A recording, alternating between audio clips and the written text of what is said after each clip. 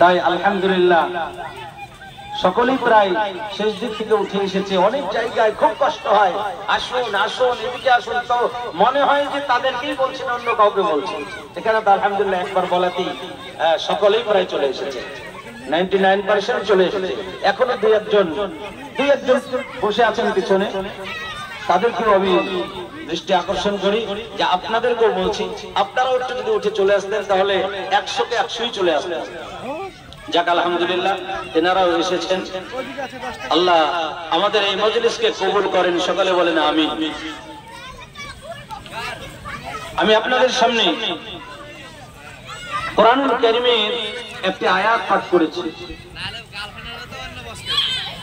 আর আল্লাহ রাব্বুল আলামিন কোরআনুল কারীমকে আমাদের গাইডলাইন হিসেবে দিয়েছেন। আর হাদিসে পাক সাল্লাল্লাহু আলাইহি ওয়াসাল্লাম, নবী পাক সাল্লাল্লাহু আলাইহি ওয়াসাল্লামের জীবদ্দশায় তিনি যা বলেছেন, তিনি যা করেছেন, যা সামনে দেখেছেন, টোকেননি, এগুলো সবই হাদিস।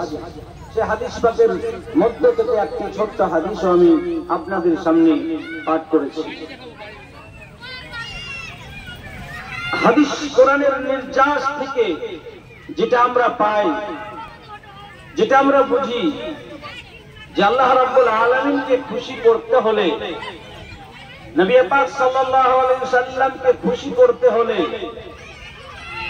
কোন আমলটা সব থেকে বেশি এবং আপনার করণীয় কি, সব থেকে বেশি করণীয় কি, যাতে আল্লাহ পাক রব্বুল আলামিন খুশি হয়ে যাবেন, সেটা আমরা বাছাই করে পেয়েছি।